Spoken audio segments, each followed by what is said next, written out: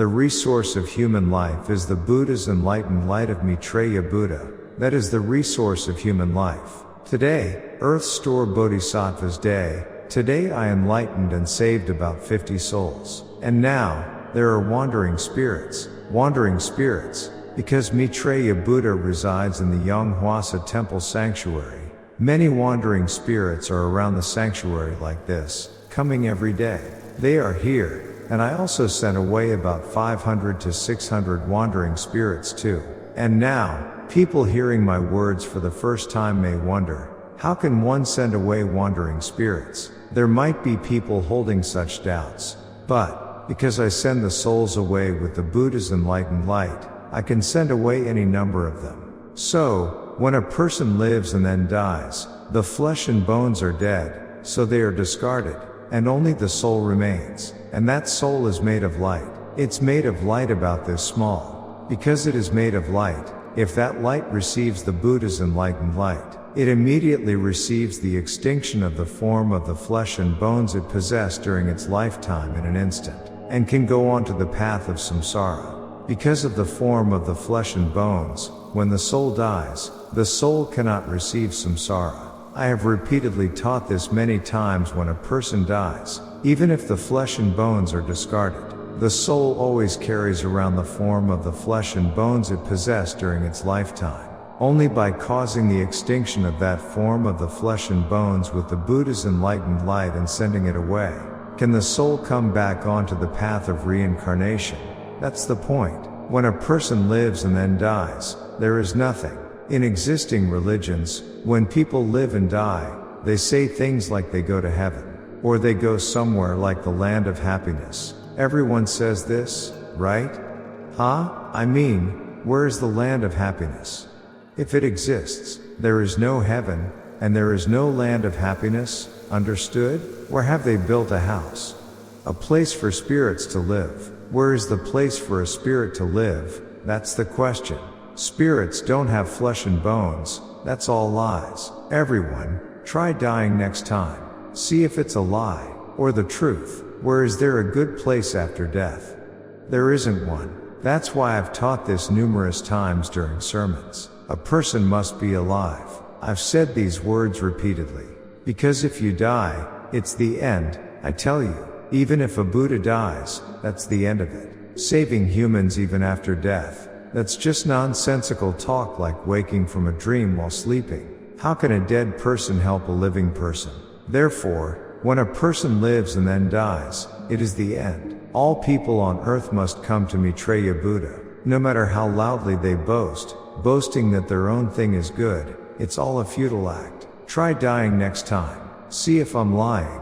That world of the dead, only the Buddha can know it. The world of death is something living beings cannot know, I tell you.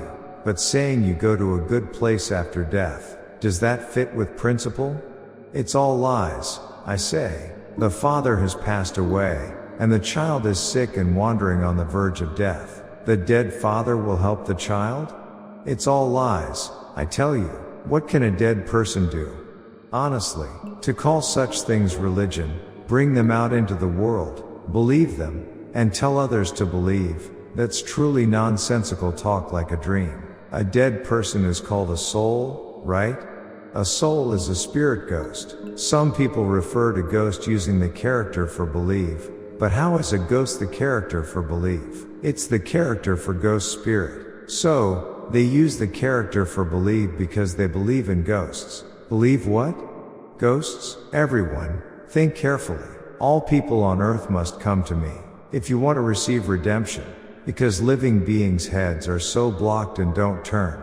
Because they are so cloth-eared. I use the analogy of sunlight to explain. Because they are so cloth-eared. How can a person eat and live but not understand what's being said?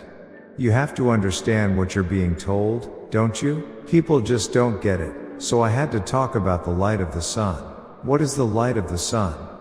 Because the sun has risen, the light of the sun exists. If there is no light of the sun, all things in the world disappear in an instant. People are the same.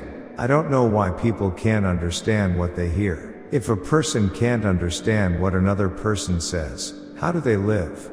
Isn't that so? You have to understand what's being said, don't you? If I say someone is dull, then they'll say I'm calling the Buddha dull and start criticizing again. When I give a sermon, people only focus on the bad parts and nitpick. Their heads are filled with nothing but filth, and they don't understand anything I say, even though I explain using countless metaphors. This really is no small issue. Today is Earth Store Bodhisattva's Day, and historically they say that if you offer devotion to Kshitigarbha on this day, good things happen and the spirits go to a good place. That's the kind of saying that's been passed down. But what Chindo does Kshitigarbha do on Earth Store Bodhisattva's Day? I'm the one who did it. They go around calling it living Earth Store Bodhisattva. They say such things in the temples. Where is there a living Earth Store Bodhisattva? Kshitigarbha died a long time ago. So why do they call him Earth Store Bodhisattva in the first place? Then if your father dies, are you supposed to call him living father, living mother? If your mind can't even grasp that much and you don't understand the words, what can be said? That's why people disappear as ghosts when they die. Among them, the ones who came to Yonghwa temple are great people. Why is that?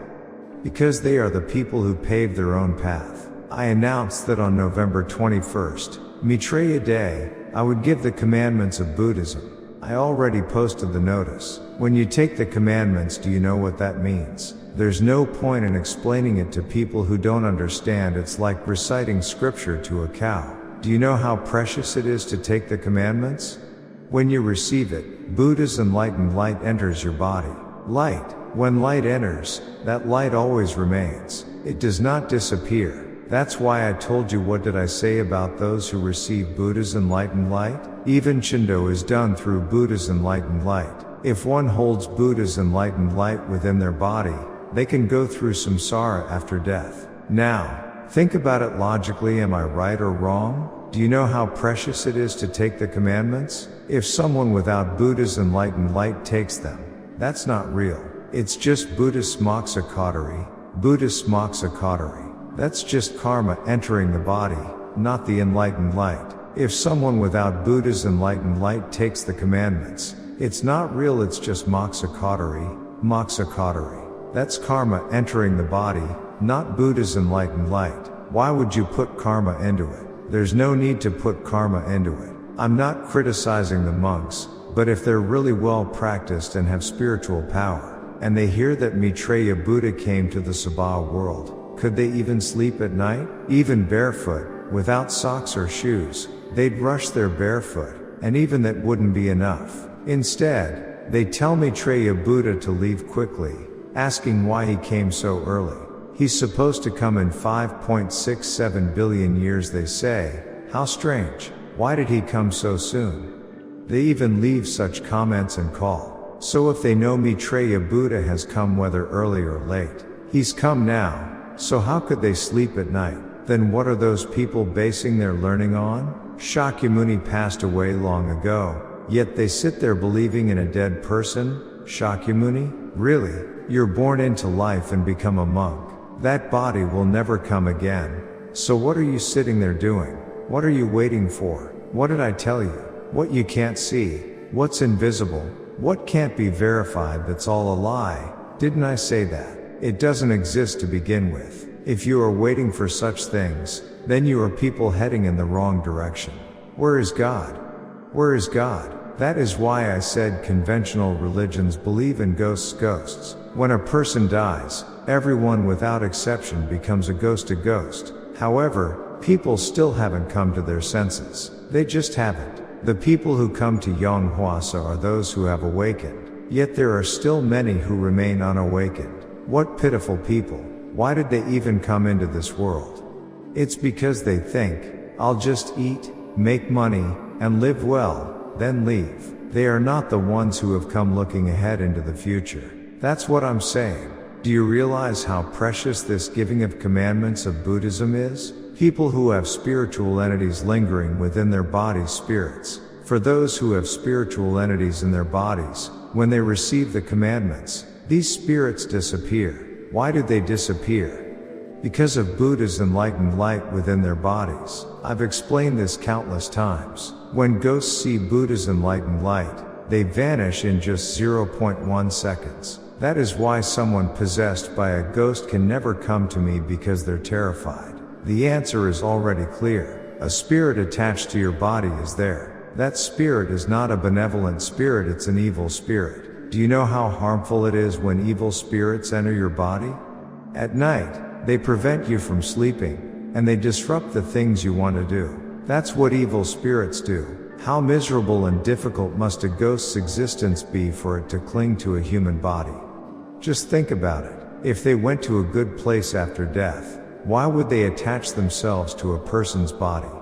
Isn't that true? When people live and then die, they all become miserable, wretched evil spirits. Everyone does. So, because life is unbearable for ghosts, they attach themselves to human bodies. Once attached to a human body, they get to sleep in a warm room. When food is eaten, they enjoy the smell of it. They live by savoring the pleasant aroma of the food. If the person travels, the ghost follows along and travels with them, don't they?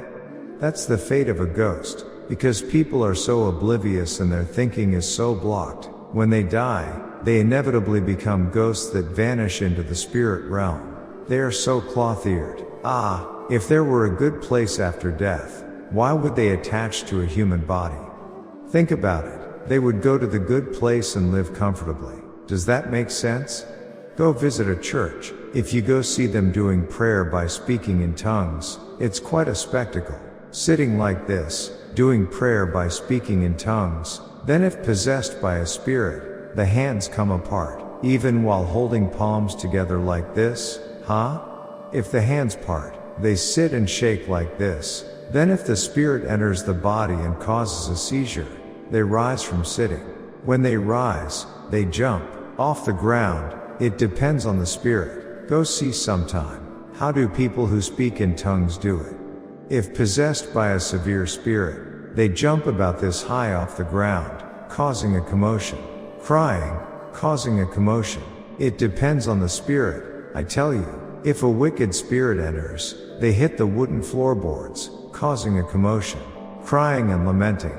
Then why would the spirit do that? Because having died and tried living, it's so miserable, and because they can't complain to anyone anywhere, they enter a human body and perform such behavior. The behavior, that's the fate of spirits. Yet saying they go to a good place after death, truly believing that in living, do you know how pig-like stupid humans are?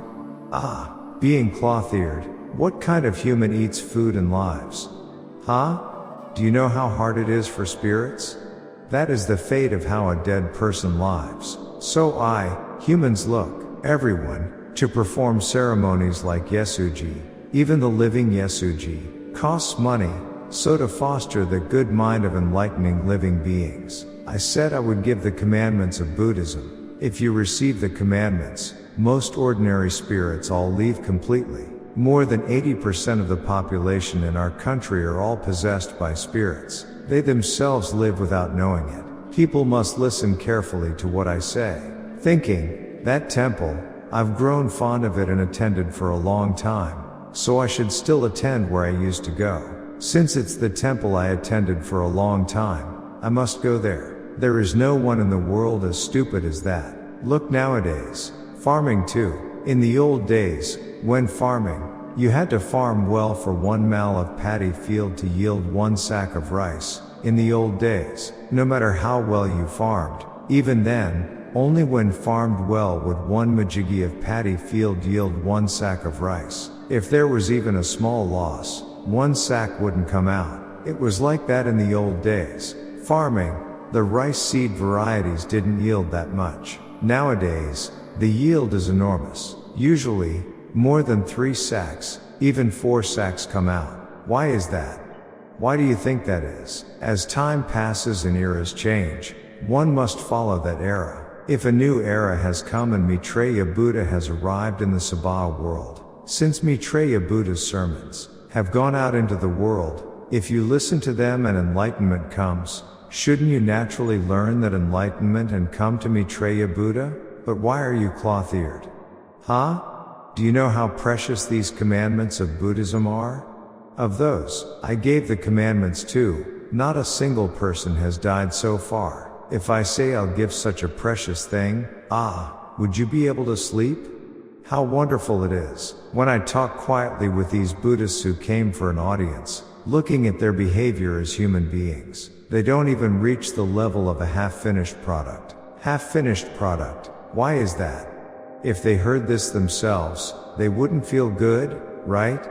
But they don't even reach half-finished product level. Now I see, even when I am looking at someone whose parents went wrong and died inauspiciously, they don't think about their parents. The child is possessed by a spirit, doesn't sleep at night, stays up all night. The child is not in their right mind. Then if the child is not in their right mind, didn't that come from somewhere? There must be a place it came from.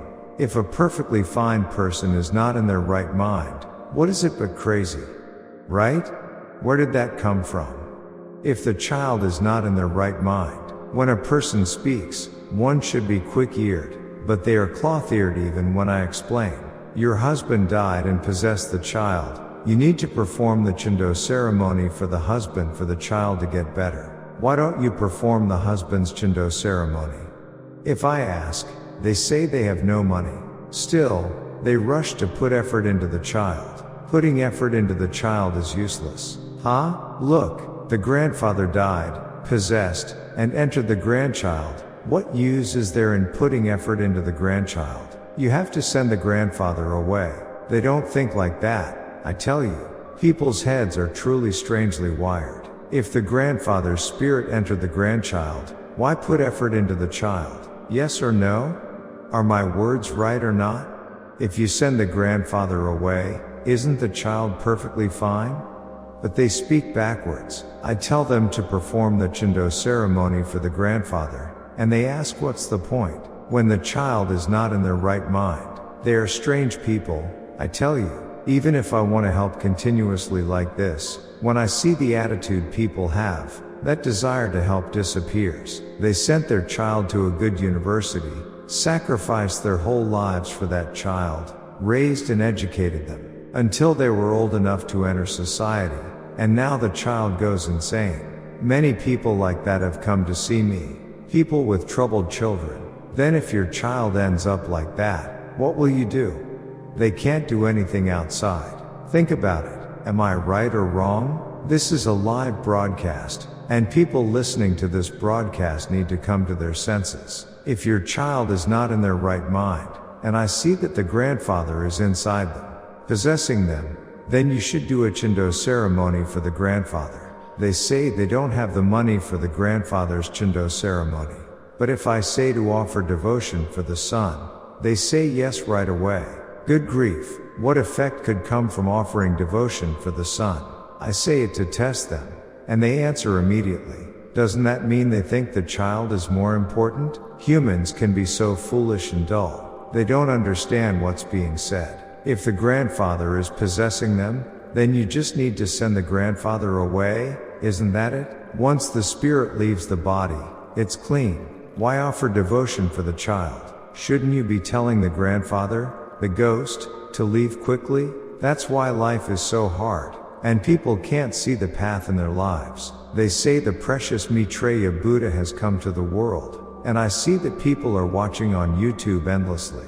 But what's the point of watching if you don't even understand what's being said? Why do you think I share good words on YouTube? It's to help people see, hear, and awaken. But what's the use of listening if you can't understand the words? People like that don't need to listen at all. I've noticed that many people come here after listening just once. How did they come? They heard it once on YouTube and understood right away. Shouldn't people at least be that perceptive? Isn't that right? But they don't understand what's being said. I have to say the same thing over and over again. No matter how many times I explain, they still don't get it. If I'm offering to give commandments of Buddhism, you should chase after it even if you have to go hungry. Go hungry. Do you know how precious it is? The commandments? It's a matter of life and death. Just think about it. Am I right or wrong? How could I possibly put Buddha's enlightened light into your body with some trick?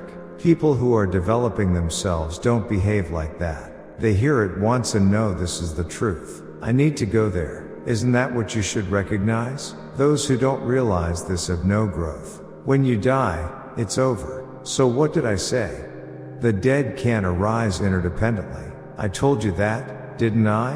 When I speak, I don't just say things without thought. The dead can't arise interdependently. Interdependent arising must happen while alive, and it only happens between similar things. If they're not the same, they can't interdependently arise. Think about it. Even with chopsticks, you need two of the same length, lined up properly, to pick up food, right? Try making one chopstick long and the other short. Will it work? Even if you have chopsticks, you can't interdependently arise like that. Isn't that so? Anyone who hears this should understand right away. Do you need to study that much to get it? The dead can't arise interdependently. You can understand that right away when you hear it. Nowadays, most people go to college. In the past, people couldn't understand because they weren't educated. But nowadays, nearly everyone has gone to university. Then if you still can't understand, why did you even go to school? Even with chopsticks, the ends have to align to pick up food. Try using one long and one short. Can you pick up food? You can't interdependently arise. So can the living and the dead interdependently arise together? If you don't understand what's being said, how can you call that a person? Isn't that so? So what did I say? The dead can't arise interdependently. One must be alive for interdependent arising. It happens only among the living. As for the dead, look here. If you plant grain, will it sprout if the grain is dead? People don't understand what's being said, and that's why life is hard and they live in poverty. Is making money really that hard? If you don't know how, come to me, I'll teach you. What's so hard about earning money? You can't make it because your head is dull. Isn't that so? Try going to a restaurant for a meal. Even when I go out to eat, I notice not all meals are the same. Isn't that right? Even rice varies in quality. If they want to earn a lot, the side dishes are skimpy. If they want to treat the customer well, they make no profit, right? That's where the heart shows. Even if you charge more, when a guest comes, the side dishes should be made deliciously so that they can say, "Ah, this house's side dishes are so tasty." Isn't that how it should be? Then, even if it's a bit far, people will seek out that place. Because it tastes good to them, they will go, no matter the distance. When you look into people's faces, you can see that their emotions are all reflected on their faces. I can tell just by looking. You think I don't say anything, but that's why. You shouldn't try to live off the world so easily, should you? Why are people so eager to take from the world without effort? Where does it ever happen that a business fails, or money isn't earned, without one's own limitations being the cause? If you're stuck and lack clarity of thought, it's natural that you cannot earn money effectively. Do you think that when a Buddha performs a Chindo ceremony, it's done carelessly? It's done with utmost sincerity. Simply saying, "Depart, spirits," doesn't mean that they will leave. Your utmost sincerity must go into it. Just conducting a Chindo ceremony and saying, "Go, spirits, because I'm a Buddha," isn't a proper Chindo ceremony. Do you know how much sincerity goes into it? Isn't that so? These days, with autumn, chestnuts come out, delicious chestnuts. Do you think chestnuts hang from trees like softened persimmons? They are found within thorns, in tall thorny coverings. They must be freed from the thorns to become edible chestnuts. Who would eat the thorns themselves? This means that the world doesn't simply come into being on its own. That level of effort and devotion is required. Even if you are a Buddha, if you conduct Chindo ceremonies in a half-hearted manner, saying, "Go, spirits, to a good place," that's not a proper Chindo ceremony. Spirits carry the embodied forms of their past lives. How could you know what sins they committed? After all, you're encountering them for the first time.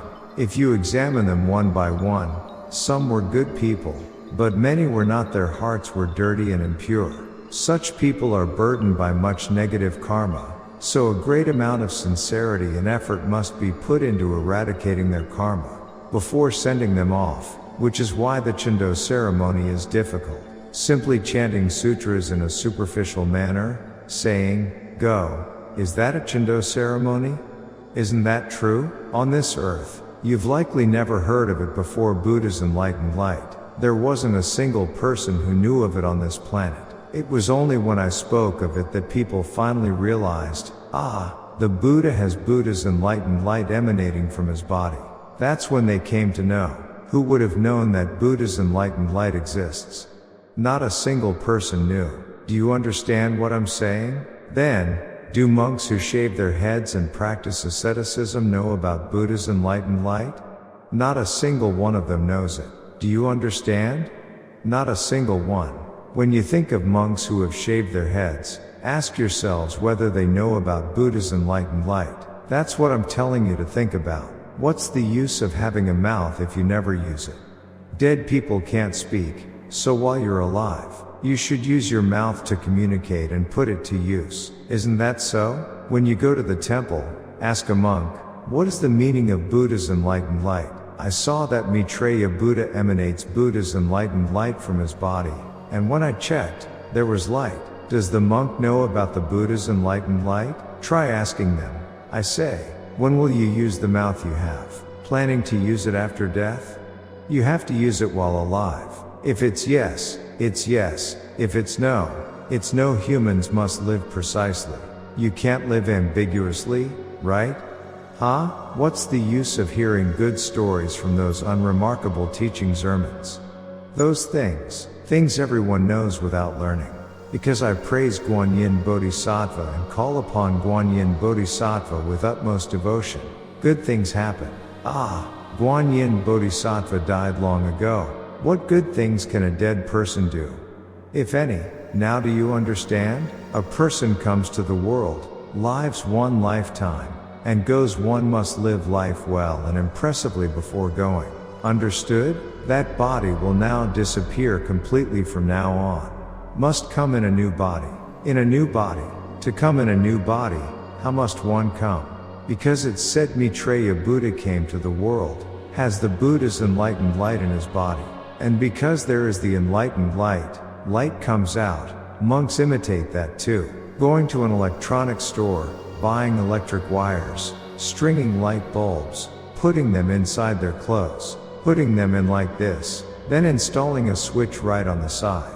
And when they press the switch, won't it sparkle from here? From inside the clothes. There are monks imitating such things. A member of the faithful who attends there came here and spilled the beans. Came here and told the story. Truly, while doing so, they said it. It looked pathetic, they said. Looking at the monk, what do you all think? They are swindlers. Swindlers. Why are they imitating such things? Humans are all revealed. There are reasons why monks don't come seeking, and that fixed idea, thinking in this temple, I am still a great monk and the head monk. And if you look into scripture books, those aren't even proper books. If a person wants to enlighten and save living beings and guide living beings onto the right path, they must study a lot. In the old days, monks, while learning enlightenment, listen carefully to the old days. This is a live broadcast, right? Monks in the old days had nothing to eat at the temple, so they went out and did many alms rounds. In the old days, saying alms round sounds nice, right? It's begging in the manner of beggars begging. Doing that, wandering around all day, now going from house to house doing the alms round. Doing that, if they go around diligently, they gather a lot. And so, they carry that stuff back now. Carry it on an A-frame carrier. Carrying it back, with that stuff, they would make the rice offering and offer it to the Buddha. You know, in the old days, I know it well. Now, that's what an enlightenment learner is. Learning the enlightenment, putting material things first is not learning the enlightenment. They are thieves and swindlers. Learning the enlightenment, an enlightenment learner who puts material things first is not an enlightenment learner, I tell you. Doing that, while learning the enlightenment, they hear somewhere, studying is great, and a venerable wise teacher resides. Hearing such talk, the temple they had, the temple where they learned enlightenment, they abandon it all completely. Chase after that wise teacher, and follow them away. When monks meet such a wise teacher, leaving without looking back is what a monk is, an enlightenment learner. Nowadays, if monks hear this, they might not feel good. Nowadays, you see them selling off temples. No matter how much it leaks rain or is rotten, they sell it for money. They absolutely do not give it for free. The world has changed that much. It's not like they went out, earned money, did business, got a job, did business, earned money, and built the temple themselves. If they received donation money, developed the temple, learned enlightenment diligently, and developed the temple, they shouldn't sell off the temple. Yes or no? Trying to get even 1 penny more, do you know how frightening that is? It means it has become an age of materialism. Religion is not religion. Churches are the same too. I heard they buy and sell churches too. Now that it's an era of materialism, they sell everything for money. It doesn't make sense, does it? If you built a temple through learning the Enlightenment while serving Shakyamuni Buddha, then that money belongs to Shakyamuni. How is it the monk's money? Isn't that right? So why sell things for money? That's what I mean, the world is wrong. So even when they say Maitreya Buddha has come to the Saha World, do they come to him? They don't. Why don't they come to Maitreya Buddha? Because of money. Because of money.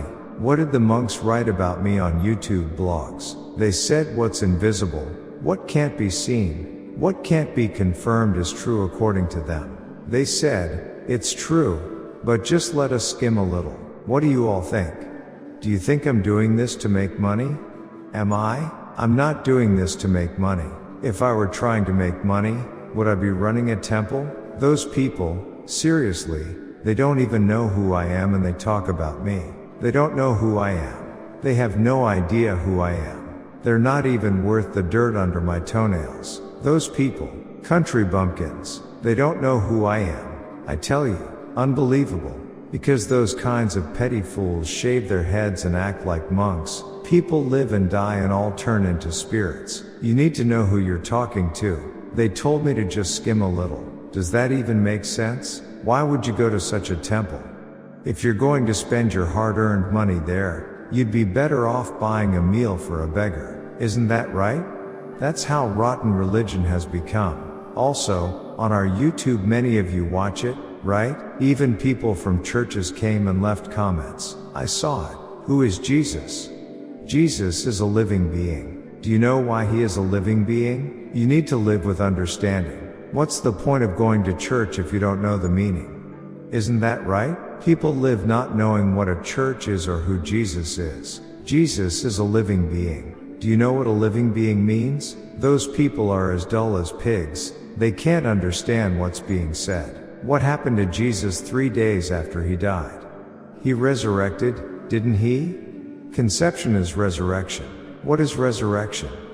Being born again after death, that's called a living being. Then what is a living being? A living being is something that lives, dies, and disappears. All of these are living beings. All things in the world are living beings. But if Jesus is a living being, why boast so much about it? I am a living being. Jesus is a living being. Everything in the world is a living being. Jesus is not the only one. People who go to church are living beings. Jesus is a living being. All are living beings. That's why there is the thought of interdependent arising. Churchgoers are so dull-minded they can't understand what's being said. Those people. So you shouldn't go there. What do you do to teach people who can't understand what's being said? Long ago, what did I tell you? I even went to church in the past and taught there for 3 years, ate and slept there. Just to find out who is Jesus? Who is God? When I went and saw it, oh dear, it was just completely nonsensical. On Sundays, during worship, I said this to the pastor, why are you saying things that make no sense? But he couldn't understand what I was trying to say. Why? Because all his attention is solely focused on that point, and he was absorbed in the law of living beings, which made him unable to grasp what I was saying. So, one day, I sat him down and explained things to him slowly and gently. Then the pastor just became stunned. That person was someone with a name and reputation. but it turned into quite a big deal. To be honest, it's because I don't usually say much. In the past, I gave many lectures at churches. People live the way they do because they don't know any better, but you must believe in things worth believing. You absolutely must not believe in things that don't work. Why would anyone hate Yonghwa Maitreya Buddha? The root cause is money. Money. Then, Chindo is performed through Buddha's enlightened light, not simply by chanting sutras. Doesn't this imply that monks cannot conduct Chindo ceremonies effectively? That's why they hate me, because I don't hold Chindo ceremonies, and thus money doesn't flow in. Human beings, by their very nature, change their hearts the moment they see money. Do you think they wouldn't? For humans, it's the same for everyone. Their hearts change entirely when they see money. I've never seen a person whose heart doesn't change, it always changes. In the past, when I ran businesses, I did a lot of business. Speaking of my past, yes, I was deeply involved in business. In the early mornings at dawn, trucks would line up to buy goods, about 200 of them. Trucks coming to buy goods would queue up from dawn, about 200 of them. Then, after preparing all the goods during the night, by the morning, when they were delivered, sacks like those used for rice would come in, containing cash. Every day, 50 to 60 sacks of cash would come in. Can you imagine how much joy a person, as a living being, would feel in such a situation? Think about it. If you stockpiled 50 or 60 sacks of cash like that, how great must it feel? Right? And then, to buy meals for the beggars in Yongsan, I loaded those sacks of cash into trucks and sent them off to cover meal expenses. Right? Would other people do something like that? Why would people, who don't even have such a mindset, tell Maitreya Buddha to only take a little for himself? Isn't that so? How bad of a monk must they be to feel heartbreak whenever money leaves their hands? Think about it. While there are good monks, monks with such rotten attitudes must feel so much pain in their hearts when dozens of sacks of cash are loaded onto trucks to buy meals for beggars. Yes or no? It's because the monks don't know anything. I'm telling you, the monks don't know who I am. From my perspective, how would I see those people? One must judge based on the person. Do you know how much money? If it's 50 sacks, 60 sacks worth, how much money would that be? Imagine it. In the old days, there were no checks either. In the old days, checks hadn't been around for long. In the old days, because there were no checks, all commercial transactions were done fiercely with cash, you know? Because these monks are profoundly ignorant. They hate me like that, slander me, say all sorts of damn things, don't they? It's not bragging, but, since the old days, since I was young, people all called me a genius. Since I was young, how could such a genius emerge in the world? The adults said that. Huh? It's good if a person earns money, but they must keep spending it. That's how it should be. Money comes into the temple, so they keep building the temple, just making the temple large too. What's the use of making it large? Only many spirits swarm there. Go visit a temple. Do you know how many spirits there are? They have no choice but to come to the temple, thinking, perhaps if I come here, I might receive good redemption. The spirits come to the temple. That's why many spirits come to places like temples or churches. Being born into a human life, one should try earning lots of money, do business and earn lots of money. Try doing good deeds too, and then go, shouldn't they? Then the monks, having shaved their heads, what on earth are they sitting around doing? This thing called life. This life is the last one. Having come into this life, shouldn't there also be the joy of earning lots of money, becoming rich, trying to spend it well on good things, trying to help poor people, and so on? In life, having done nothing, just living, earning some money, just buying an apartment, just buying a commercial building, earning lots of money, and then just living and dying, is that sufficient? A person who lived and died like that, when they die, it's just the end. They disappear completely. That's why I taught the thought of interdependent arising. The thought of interdependent arising taught by Shakyamuni Buddha, that is not interdependent arising. That is nonsense and rubbish. That is not interdependent arising. I taught the thought of interdependent arising that I speak of. That's why when a person is alive, the dead cannot do it. While alive, the living person performs interdependent arising. Understood? Then, that interdependent arising is not performed only by humans. All things perform interdependent arising. I tell you. Understood? The answer is in there. I tell you. The answer must be within the thought of interdependent arising. Everyone, can you drink seawater? Seawater. You can't drink it, it's salty. That seawater cannot be drunk because it's salty. Because that seawater cannot be drunk, for humans to live, and for these trees, grass, and all things in the world to live, they must also drink water. They must drink water, but if they drink this seawater, they die. They can't survive because it's salty. So what happens? Rain comes, understood? When rain comes and water vapor occurs, the saltiness disappears. If rain falls from that water vapor, because the water performs interdependent arising. When you drink the water, the salty energy disappears and is gone. That's the point. The salty energy is karma, isn't it? The saltiness of seawater. Yes? No? Can't understand? You understood, right? Water is water, but if it's salty, that karma is contained within it. Because it doesn't taste good. If you put heaps of MSG into a soup bowl to make it tasty, the taste is good, but doesn't the MSG become karma? Yes? No? That's why all things in the world can survive. That's the point. Because they perform interdependent arising. Humans are the same too.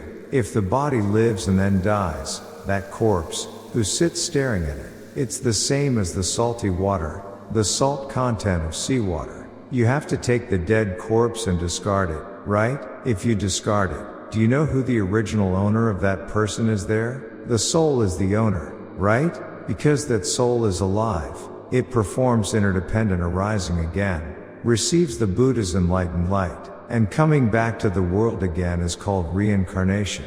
Did you understand? Just like seawater becomes purified by rain and water comes out, humans are the same too. It's the same thing. Now did you understand? So, should you come to Yonghwa temple, come to Maitreya Buddha, and listen to the sermon? Or not listen? You must listen, right? Because you couldn't understand everything? I even brought up seawater and explained using an analogy, didn't I? Why are you laughing? It's because you couldn't understand. Analogy cannot be used unless one is a Buddha. Everyone, try using an analogy once. See if it comes out. Analogy doesn't just come out. For living beings, unless one is a Buddha, one cannot use analogy. It doesn't come from the head. That's how the law of the world works, right? Even nature lives and blooms because it drinks fresh, unsalted water. Isn't that right? If you pour seawater on it, it dies. It can't live because it's too salty. Karma enters it. That's why I taught the thought of interdependent arising. Got it? That thought of interdependent arising fits perfectly. And because you're still at the beginner level, you have to fully understand the thought of interdependent arising. Once you fully understand it, then you grasp the law of the world. That's when you can begin to learn the Gong thought. If I talk about Gong thought now, you wouldn't understand it. You wouldn't get a word. So I've been putting out sermons, and I saw that many monks at temples are learning from them. You just turn on your smartphone and it's there. Because the sermon is there, so many monks are listening. You have to learn what you don't know. Where do monks learn? They're learning the Enlightenment. From laymen. From laymen. Go to Genbuk National University. The monks there are laymen. Do you think they're real monks? Monks learn from lay people. They learn and then engage in learning the Enlightenment. So study has nothing to do with hair. What does it matter if you have hair? It doesn't matter. Even if a monk has long hair and wears layman's clothes, it doesn't matter. If one lives a righteous life of learning the Enlightenment, that person is a monk too. Do you have to shave your head and wear these clothes to be a monk? It's not so. Isn't that right? Go to Japan. Monks there shave their heads and grow their hair long too. So if you look at our country's religion, at Buddhism, they shave their heads, wear monastic robes. Say you have to live alone, right? Say you can't marry or have children. So many restrictions. But learning the Enlightenment has nothing to do with restrictions. Nothing to do with it. What does that have to do with it? Absolutely nothing. Learning the Enlightenment doesn't require those things. It's your mind that matters. You can have a family, a wife and children, and not shave your head and still be a monk. Got it? That means shaving your head and wearing these robes isn't what makes someone a monk. From now on, when I spread Buddhism, I won't tell people to shave their heads. Living while growing hair and being a monk, it doesn't matter at all. It doesn't matter even if you have children. What does having children have to do with it? Enlightenment and children have nothing to do with each other. Understood? It's the same thing. Humans are. Therefore, there is needlessly no need to wear clothes like that and learn the Enlightenment. That's the point. Even if one grows hair, wears layman's clothes, and has a family, a monk is a monk. That's how I intend to think from now on. Look at the people with shaved heads. How do they behave themselves? The world is wrong. What meaning does religion have? Do you believe it fearing you might go to a bad place after death if you don't believe in religion? Even if you don't believe in religion, believers and non-believers are the same. When they die, they just become ghosts equally. What's the use of believing in religion? If you look at people going to temples, 99% go intending to receive blessings for themselves. Have you seen anyone going to put in devotion for others? Think about it. People go to the temple for themselves, hoping for better things for themselves and good things for their family. Do you think people going to the temple for others even make up 1%? Why bother going to that temple? It's going out of greed. But are there people who prayed at the temple and things turned out well? There's one nearby. Go visit the temple. When I go, the household is ruined, crying profusely every day. When I visit, they are standing there crying frightfully. Women, why cry? The household is a shambles. The husband's business failed. He went bankrupt. A big problem occurred. Then they say to perform a Chindo ceremony again. What does bankruptcy have to do with Chindo? Think about it. Do you think Shakyamuni Buddha will help prevent bankruptcy or something? They are all crazy people, crazy people. The business failed, the factory failed, and they went bankrupt. But if you believe in Shakyamuni, you won't go bankrupt? They are nut jobs. When you look closely, their minds are elsewhere. You should believe what is believable. Isn't that right? The business failed, the factory failed, the business failed and went bankrupt. Why would it go bankrupt? Isn't it because the money line was cut? There was no money, so it went bankrupt? But if you go and believe in Shakyamuni, you won't go bankrupt? Will the bankrupt entity revive? They go there and are told to perform a Chindo ceremony. Told to the bankrupt person. What do you all think? People go around believing such places. I tell you, the level is just that. The level of Buddhism is just that. Everyone, do you understand now? It's that level. What does a factory bankruptcy have to do with a Chindo ceremony? Isn't that right? When I look at people who chase after such things, when I see them like this, they wouldn't feel good seeing those people, right? When I look, they don't even reach 5%. Humans. That's why I say, for a person to live properly, they must live with that correct way of thinking. Just praying towards that. No. How can they be so cloth-eared and blocked? Truly, when you look, humans are like that. How much greed must humans have? If greed filled them up to the neck, would they perform such actions? That's the point. Perhaps, if they perform a Chindo ceremony, the Buddha will help. Something good. What would the Buddha help with? He died and is gone. Then if the Buddha helps like that, does everything for them. Why do people who pray eat food while praying? They should fast and pray. Yes or no? If you think of me and dedicate everything to me and pray like that, I will give you food. Shouldn't the Buddha say that? So, do not eat food, sit and pray. Shouldn't it be like this? But why do they eat food while praying? Not to die? Gosh, shouldn't the words be spoken correctly? Why eat food while praying? Should fast, if you want to pray. since the Buddha helps with everything, right? This, now, is the principle of religion. The principle of religion. You all too. When I glance at your faces like this, I see everything. The faces. When I look, greed is contained in all the faces. Abandon greed. What will you do if you have a lot of that darn thing? Discard it. It doesn't get fulfilled according to greed either. Even if you try, does it get fulfilled? It doesn't get fulfilled. Absolutely will not be fulfilled. So you have to throw it away. Let it all go. If you throw it away, even the bad things get thrown away.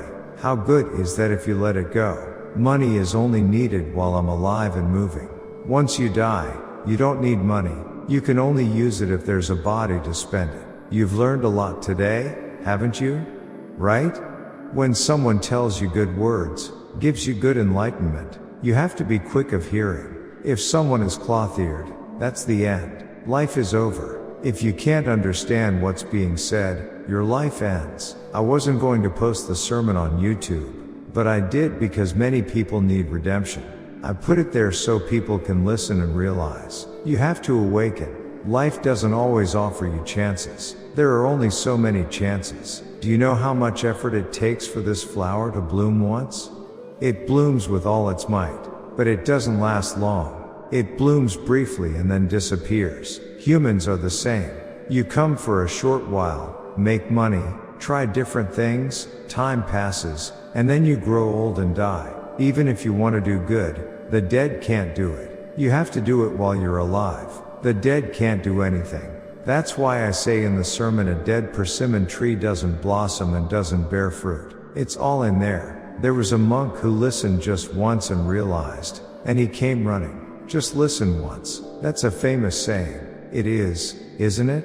Will a dead tree blossom? It won't. You have to accomplish whatever you want while you're alive. If there's something you want to do, you have to make it happen. If you don't, there's no meaning to having come and gone. Let's say you become a teacher who teaches children. That's a good thing too. Teaching students so they study hard and become good people in society, that's truly wonderful.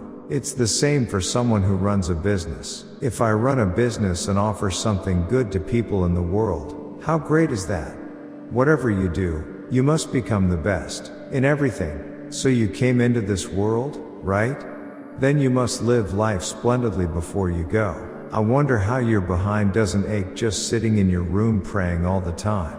If sitting, the back would hurt. Legs hurt too. What's the use of sitting doing that? I ask. There's nothing there. I taught something good last time. In the future, humans in the world, the thing called human does not cease in the world. Humans exist until the earth ends. For humans to live in the future, there must be resources. Resources. Rice is also a resource. Water is also a resource. Yes or no? If there are no resources, don't you die? Then what is the resource for humans to live? Going forward, quite a lot has come out already. Resources. What is the resource to live further? Sunlight. All the resources are contained in there. Understood? The resources humans eat and live by are contained there. And the resource of human life is the Buddha's enlightened light of Maitreya Buddha. That is the resource of human life. Did you understand? Everyone, just wait a few more years, because my words will perfectly come true. You must know at least that much to consider me someone who still knows a lot in this Saha world. Humans live by sunlight going forward. All the resources are contained in there. That is the resource by which living humans live. That is it. The resource by which a dead person can come again is the Buddha's enlightened light of Maitreya Buddha. That is the resource. Understood? Look everyone, how many suns are there? There's only one. How many Buddha's enlightened lights does Maitreya Buddha have? There is only one in the world. Now you know a lot, right? It's certain. What I say is 100% true. Going forward, the thing called resource has a limit. A limit. Resources do. Everyone uses oil bought from foreign countries, right? Earning money, taking the money, buying and using it. That oil doesn't come out infinitely. When a certain time comes, after digging and depleting it, it runs out. If it runs out, you need oil to live. But there is plenty of oil. It's regrettable that I couldn't fully use this good head of mine in the world, and I'm going into old age. I know a lot, truly. Monks are truly not even comparable in that regard. Truly, humans will absolutely not disappear from the world. For those humans to live, shouldn't there be resources? These resources are in the sun, are in the light. For all things in the world to live, sunlight feeds and sustains all things. When a person lives and then dies, the life essence of the dead person is kept alive by the Buddha's enlightened light of Maitreya Buddha, sustaining the human life essence. What I say should not be heard by monks or pastors who hold religion. All these words must be heard by scientists, or scientists researching biotechnology, or professors. My sermon, understand? Monks or pastors are people not even qualified to listen. Those people, their level, it's not that I ignore those people, but because their level is not such that they can listen to such things, there is no need for them to listen. That's why Maitreya Buddha came to the world. That's the point. Understood? Do you think Maitreya Buddha came to the Saha World because he had nothing else to do? He didn't come because he had no work to do. Knowing at least that much, as a person, truly, I came well into my life. Having come well into this life, still, because I lived honestly, I met Maitreya Buddha. Even just knowing this and going, you all have succeeded. I tell you, success, isn't that right? You succeeded by coming into this life. Even just knowing this, right? Enlightenment learners or monks are not even qualified to hear these words. Those people are people without level. I know a lot, it's just that I don't speak of it. I intend to release more good things into the world. Everyone, you saw the solar power over there, right? Going down to the countryside, you see entire fields and mountains, all covered in solar panels. Saw them, right? What is that? It receives sunlight and generates electricity. Understood? One must understand something of the world to know how humans live. Humans had this meaning in the world. This kind of thing is nothing. This is the beginning of solar power. There are many good things. I want to teach a lot. If I teach a lot, the people of the world will learn a lot and develop greatly. I want to teach a lot to the world. What I mean is, I'm trying to teach in this era everything that will allow humankind to live thousands or tens of thousands of years ahead. I'm not bragging, but when I go out on the street, the whole world looks like money. Everything in the world is just money. But a Buddha does not possess things for himself. He teaches and gives to others. The Buddha is not one who keeps things for himself. If I were trying to make money and get rich, why would I do a temple? Think about it. Why would I sit here running a temple? I wouldn't do it. If I set my heart on making money, I wouldn't run a temple. The monks always point fingers, constantly grumbling and cursing behind backs. Why would I bother doing this? If I were doing it to make money, I wouldn't do it. I wouldn't run a temple. You should understand the meaning and speak to others accordingly. Being careful with your words. You shouldn't speak recklessly without understanding the meaning. Just listening to how some people talk, they're incredibly ignorant. But why is that chicken crowing so much? Ha, funny, right? It's simple to receive blessings at the temple, if you know the principle, right? Because you don't know the principle, you sit there begging until your energy drains and your legs hurt. If you know the principle, it's simple. It's really simple. That's why I give the commandments of Buddhism while I still have strength. Even a Buddha, when aged, will die. Even if he wants to give, he won't be able to. That's why I do it now. So even for a Buddha, once he dies, it's the end. But the Buddha's enlightened light in the world always remains. Got it? So if the Maitreya Buddha ends his time in the world and leaves, only the physical body ends. The Buddha's enlightened light is always present in this world. Got it? So does the sun emit light after it dies? The dead don't emit light. That's why the one and only in this world, Maitreya Buddha, has Buddha's enlightened light coming from his body.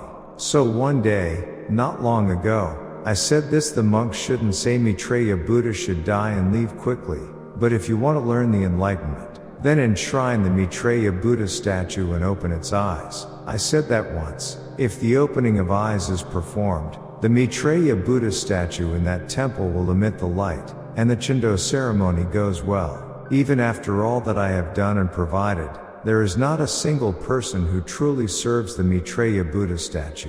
When you go to temples, you've seen many Maitreya Buddha statues carved out of stone, haven't you? Those are not Maitreya Buddha statues. Those are not real Maitreya Buddha statues. They are no different from gravestones. Those are not Maitreya Buddha statues. Praying to them is completely useless. What did I say? I said that the dead cannot undergo interdependent arising. The dead cannot undergo interdependent arising. In temples, there are many Maitreya Buddha statues erected. Those are no different from gravestones placed in front of burial mounds. They are exactly the same. Do not pray to them. What is there in those that you would pray to? The dead cannot undergo interdependent arising, as I've said. To believe in such things that makes you less than a person. You wouldn't even belong to the ranks of humanity. It's because you don't understand the meaning of words. The dead cannot undergo interdependent arising. Life is necessary. That's why they have placed such Maitreya Buddha statues in temples. But they are nothing. Absolutely do not pray to those. They are nothing. You must absolutely not pray to them. That's why you must thoroughly learn the thought of interdependent arising. All of you. I've said it countless times. The dead cannot undergo interdependent arising. All of it is pointless behavior. And it doesn't even match with logic. Isn't that so? Do not pray to those. When they set up Maitreya Buddha statues in their temples and pray to them but then ignore and slander when a living Buddha appears, how wrong is that? Praying to a lifeless rock? To a rock? That's all it is, a rock. Such strange people. Now do you understand? That's all about believing in spirits and the dead ghosts, not in a living Buddha. That's why a dead persimmon tree does not bear fruit or bloom flowers. That's the point. That's why the dead are completely useless. Life is what matters. So, statues, whether they're Maitreya Buddha statues or otherwise, are of no use. Go and see temples. They conduct Chindo ceremonies and construct spirit towers. But what is a Chindo ceremony? And what is a spirit tower? Think about it. What does a Chindo ceremony mean? And what does a spirit tower mean? Isn't a Chindo ceremony meant to guide dead spirits to a good place? Then why build spirit towers on top of that? Wouldn't that mean they expect the ghosts to live there? Why engage in such practices? Isn't that just a contrived way to exploit people? Isn't that simply fraud? That's how foolish people can be. There's nothing to say about it. They are just so unbelievably foolish. When you conduct a Chindo ceremony, isn't it to send the spirit to a good place? Then what is the purpose of building a spirit tower? When a person dies, there's no place to keep the corpse. Since there's nowhere to put it, you either bury it in the ground or burn it and scatter the ashes. Isn't that right? That's what happens to the dead body. You burn the dead, grind their bones into powder, place a little in the spirit tower. What meaning does that hold? What is a Chindo ceremony? And what is a spirit tower? Isn't that so? You're not answering me. You seem like you want to do it. Do you want to build spirit towers? They are all people who have lost their minds. What is a spirit pagoda? And what is a Chindo ceremony? I go, earning money like that. Why do such acts? Doing that, earning money, where are they planning to use it? At the temple. All religions, listen carefully. Money, it's an act done to earn this. Think carefully before you attend. Money, if they have so much money rotting away, they build spirit pagodas there and throw the money away.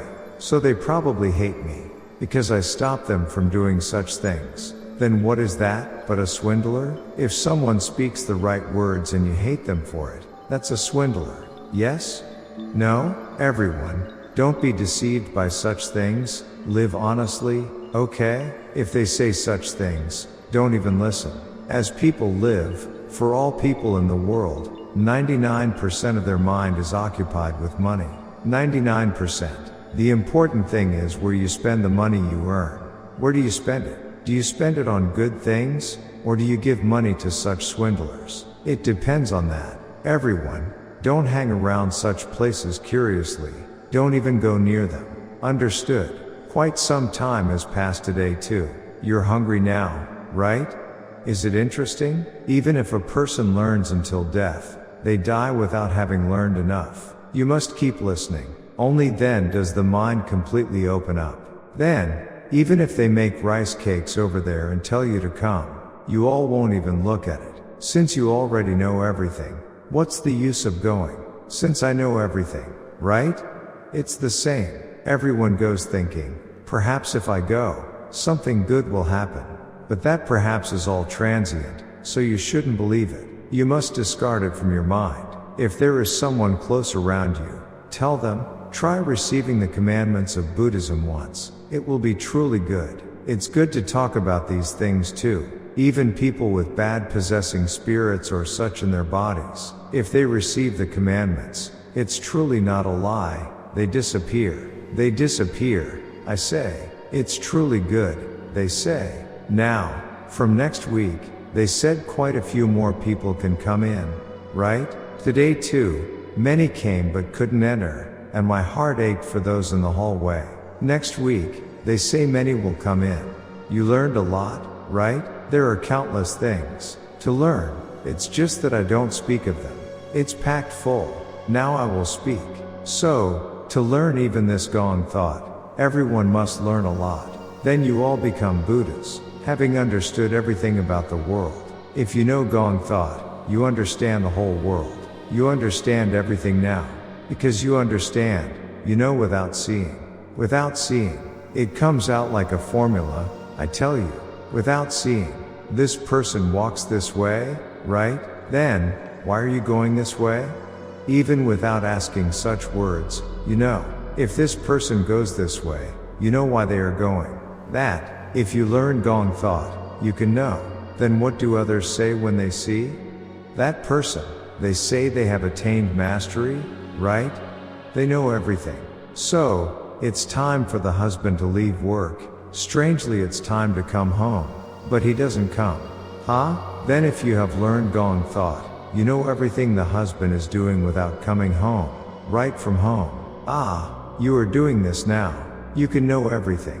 Really, know everything. That is Gong thought. So isn't it astounding? You know everything. I tell you, if you learn all of Gong thought, you all become Buddhas. Now, since you know everything, it would be good to know, right? Even if the Buddha doesn't send it, you yourself know. Because you know. So in the case of our monk here, it's been about 20 years since he received instruction. Light comes out from his body too. Look carefully sometime. Everyone. He emits the light, I tell you. Has anyone seen him emitting the light? The monk? So look carefully, I say. There is. That young lady over there said she saw it. This light comes out. It comes out, I tell you. But think how good it would be if you also received the commandments. Because it enters. Isn't that right? Astoundingly good. So receiving the commandments is truly good. That's the point. Therefore, if you learn that Gong thought, you become Buddhas. I tell you now, the Gong thought of existing Buddhism is not Gong thought. That is just far removed from Gong thought. Nonsense. Not that. Gong thought exists separately. It exists separately, but it is tremendously difficult. But if I use analogy and teach you all, it enters your minds right away. But if I don't use analogy, even if you listen your whole life, you won't know what the words mean. Don't know, cannot understand. If you learn such difficult, enlightened Gong thought, you learn quickly. Now, because I use analogy and teach, you understand perfectly, right? Then you all have nothing more to learn, right? So wait a bit, okay? Because I must know all of the thought of interdependent arising to be able to understand Gong thought, even if I hear it, and for interdependent arising to proceed. Interdependent arising like this, So it's precious. You learned a lot today, right? Enjoy your meals deliciously. Deliciously.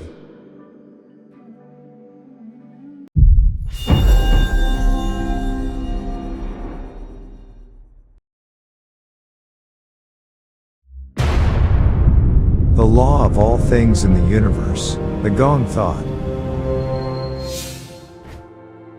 The teachings of Yonghwa Maitreya Buddha, the founder of the Gong thought.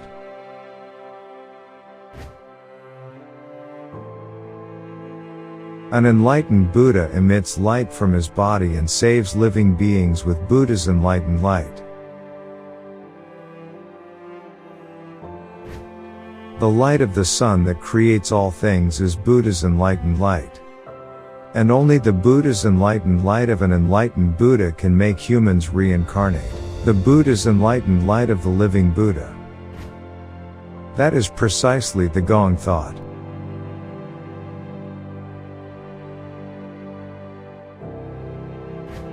Receiving Shugi means embracing Buddha's enlightened light, that is, the Gong thought, within my body. After death, there is no samsara, only everything becomes extinct. If you receive Shugi with the Buddha's enlightened light of an enlightened Buddha, you will have eyes that can see the Yonghwa world even after death. Chendo and Shugi are only possible through the Buddha's enlightened light of an enlightened Buddha. Don't receive Chendo after death, receive Shugi while you are alive. Believe and follow only what you can see, hear, and confirm. The dead cannot arise interdependently, only the living can arise interdependently. Just as gold cannot be made artificially, a Buddha comes as a Buddha from the beginning, and a living being cannot become a Buddha through prayer or Zen meditation. However, those who have received Shugi can receive Buddha's enlightened light and become living Buddhas. All these Gong thought were created by Yonghwa Maitreya Buddha. Like the sky and the earth, the sea and the mountains, the source of life and creation, the limitless and eternal truth, the Gong thought.